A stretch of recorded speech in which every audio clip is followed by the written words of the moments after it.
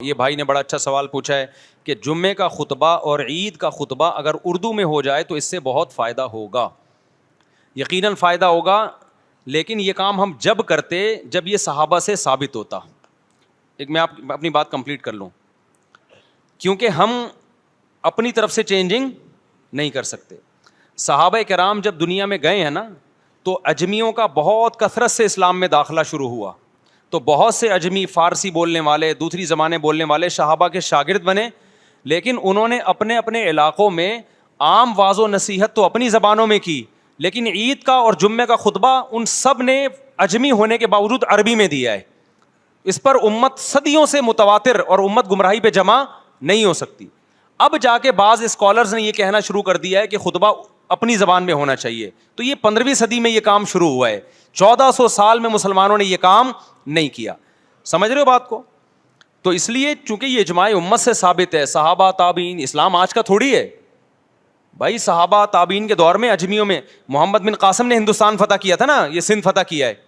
یہ یہاں لوگ عربی تھوڑی بولتے تھے، لیکن اس دور میں بھی یہاں جو خطبے ہوئے ہیں کسی ایک روایت میں نہیں ملتا کہ یہاں کی مقامی زبان میں ہوئے ہوں. اور اس کی اب قرآن سے دلیل یہ ہے کہ فسعوا الی ذکر اللہ. اللہ نے کہا کہ جب جمعے کی اذان ہو جائے اللہ کے ذکر کی طرف دوڑو. تو اس میں خطبہ بھی داخل ہے. تو خطبے کو بھی اللہ نے اپنا ذکر قرار دیا. اور جو ذکر اللہ ہے وہ عربی میں ہوتا ہے، جیسے ہم تمام تسبیحات. اب دیکھیں اصولی طور پر تو ایسے لوگ بھی ہیں جو یہ کہتے ہیں کہ نماز بھی اردو میں ہونی چاہیے تاکہ سمجھ میں آئے. تو لاجک تو ان کی بھی ہے. ایک صاحب ہیں باقاعدہ پوری نماز اردو میں پڑھتے ہیں. الحمدللہ رب العالمین سورہ فاتحہ کا بجائے کہتے ہیں تمام تعریفیں اللہ کے لیے، تمام جہانوں کا پالنے والا، بڑا مہربان، نہایت رحم کرنے والا. اے اللہ ہم صرف تیری عبادت کرتے ہیں، صرف تجھی سے مدد کرتے ہیں. تو کیا ان کی نماز ہو جائے گی؟ نہیں ہوگی. حالانکہ لاجک تو ان کی بھی، بھائی میں اردو میں پڑھوں گا، مجھے تو اردو میں سمجھ میں آ رہا ہے. لیکن ہم کیا کہتے ہیں بھائی قرآن پڑھنا واجب ہے نماز میں، اور قرآن کس میں ہے؟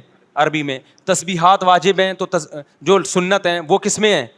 آپ سبحان ربی العظیم میں اگر آپ یوں کہہ دو کہ میرا رب جو ہر عیب سے پاک ہے، وہ بہت جو عظمت والا ہے، وہ ہر عیب سے پاک ہے، تو زیادہ دل لگے گا.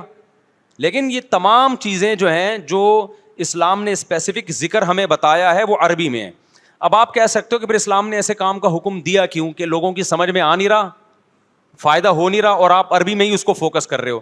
اصل میں اسلام نے ایک اور حکمت دیکھی ہے کہ عربی زبان پروموٹ ہو، کیونکہ اسلام کی سرکاری زبان کیا ہے؟ عربی ہے.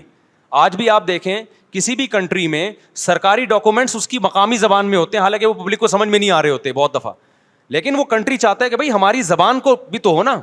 جرمنی میں آپ جاؤ گے، آپ کو جرمن نہیں آتی، لیکن وہ چاہیں گے کہ آپ جرمنی زبان سیکھو تاکہ ان کی زبان ترقی کرے. تو اسلام نے یہ جو ذکر رکھا ہے، ذکر یہ عربی میں ہی رکھا ہے تاکہ عربی زبان کی بھی حفاظت ہو.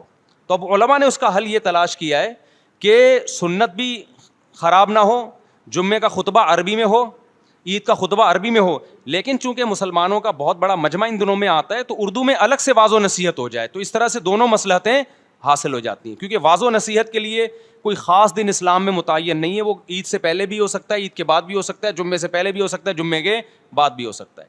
سمجھتے ہو؟ تو اس لیے ہمارے یہاں رواج یہ کہ عام تقریر اردو میں ہوتی ہے، ایک واعظ و نصیحت کی ہے.